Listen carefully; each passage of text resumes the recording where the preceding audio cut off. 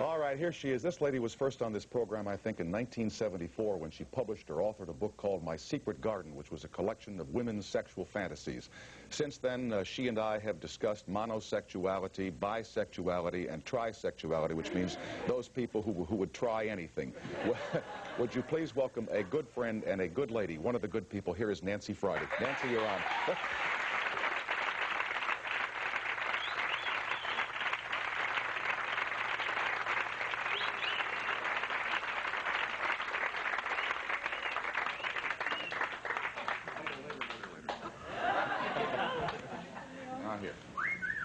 Easy, easy. Look you right in the eyes while I do this, all right? Right. Hey, actually, it wasn't 74. I was just thinking in the green room that my whole writing career began simultaneously with the beginning of the show, 73. You were here the first year. First time I did the Tomorrow Show was for My Secret Garden. Was I scared? Yeah, us too, with some of the stuff you were talking about at the time.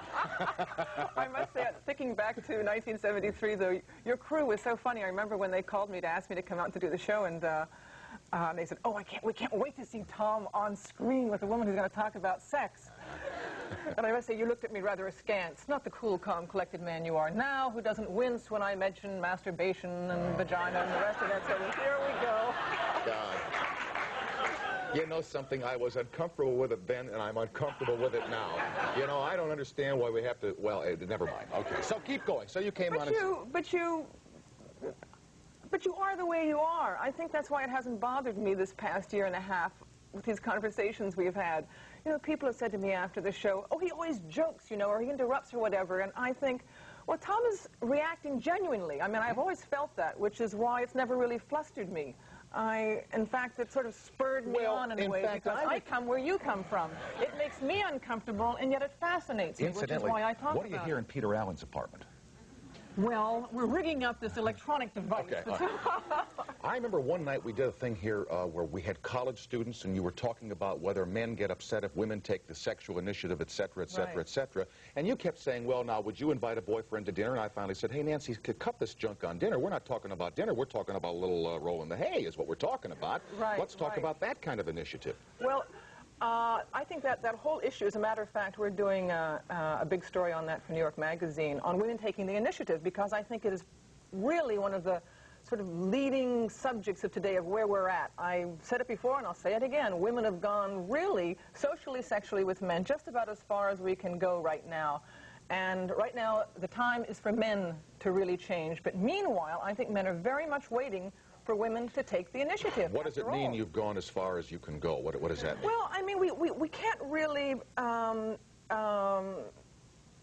develop further in terms of sexual equality or whatever until men have adapted to our changes. One sex can never change until the other sex catches up. It's a process like this. How can we catch up, Nancy? Well, honey, you can work on it, but I really think one Well, tell me how, honey. I want to hear. I think one way that women can help this is for women seriously to take the initiative. It's very hard for women to take the initiative, you see. I find, for instance, that it never enters women's heads. Excuse me. Now, you're going to get mad at me, and here I go, all your friends are going to say, well, there he is interrupting again. What? Spit it out. I can take it. How do you feel about taking the initiative? Oh, I love it. I love it.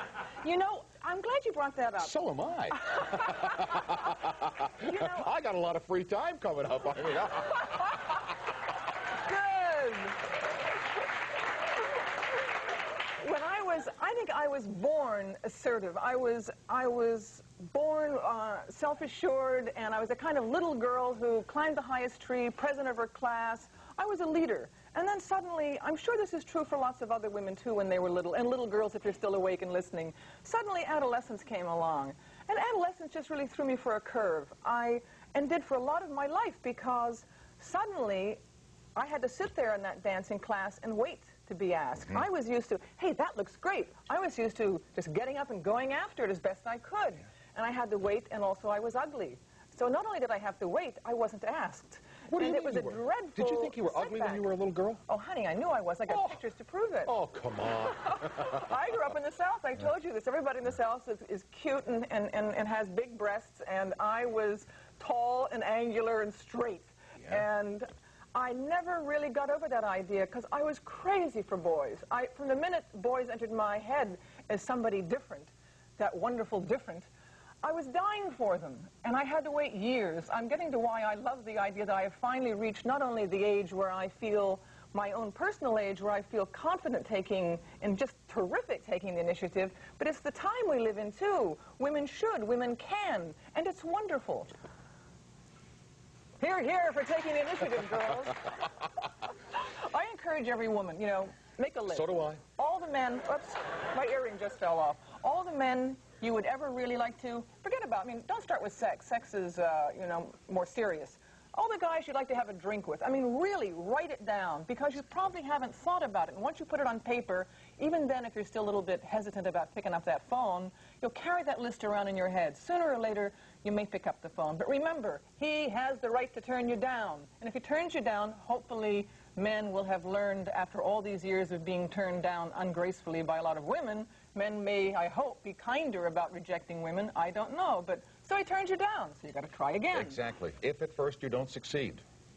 Try again. And read the directions, but I'll right. tell you what most women find difficult is, okay, so you call him up, hey, he accepts. So you pick out the restaurant, hey, terrific, you even pick him up. You go to the restaurant, you've arranged to pay the bill, and then the meal is over. And here's where even I, with all my big talk, even I wonder what happens. You leave the restaurant, do you slip across the seat and put your arm around him? I mean, who makes that first sexual move? Yeah. That's where it really gets touchy. Yeah. And would the man like it if you did? Now, you and I know men dream in their fantasies of women who will seduce them, that red-hot woman who just comes in and takes you. Yeah. But does By surprise. Surprise. But do you really want that, Tom? I mean, do you really want a woman to lead you, I mean, nicely, warmly, into the bedroom? I don't know. I really, you know, it depends upon who it is, what time of the day it is, where we are, you know, who's around, who's watching, whether or not the phone. I mean, there's a lot of things that go on up here. Isn't the greatest sexual organ right up here between the ears? Absolutely. I mean, I always say the greatest example of that is always think of some wonderful affair or romance you had. And remember how exciting the embraces, the sex, whatever might have been in the beginning when you were just hot for one another. And then remember later when that wonderful magic, when the magic, which is here, has gone, it's the same man, the same woman, the same genital parts and bodies, but the magic is gone, the sex goes with it. That is the strongest. You talk about sexuality on television programs, this one and others. Your face is known across the country. But where am I going to talk about it when you're gone? Please believe me. Oh, where can I talk about oral sex when you're off the air? I mean it. Now listen, Tom, this is serious. This is serious stuff. Do you know... My hands are full. Oh. Do you know when my last book came out, which is a book about men's sexuality? You mean rhubarb? Remember, we once said we're not going to say oral sex. Okay. Ask for rhubarb, right? Rhubarb. Yeah. No, I got to be able to say it on this show. And there wasn't even Donahue's show. I just mentioned that word, and oh my God, the papers flew up in the air. Luckily, it was the end of the show. But I thought, thank God I'm going to be doing the Tomorrow Show, because this is important. If you're going to understand male sexuality, women, men have to understand the significance and importance of oral sex for men. And I was able, wonderfully, to discuss it on your show that night when I was a guest. Now that I'm part of the family, of course, it's different. And it's like, you know how it always is in the family. I'll tell you what, I will try and find a place where we can have that discussion, okay? And in the meantime, let's both stay in shape. Listen, Tom, honey. You say you're ready for a woman to take the initiative? Yes, but Nancy, not with hundreds of people watching. Come on, honey, for old time's Okay, sake, sweetheart. give us a kiss. Easy, wait.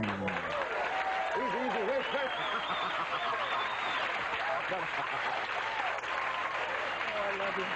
Thank you, my friend. All best. Okay. I will. We'll be right back after these announcements.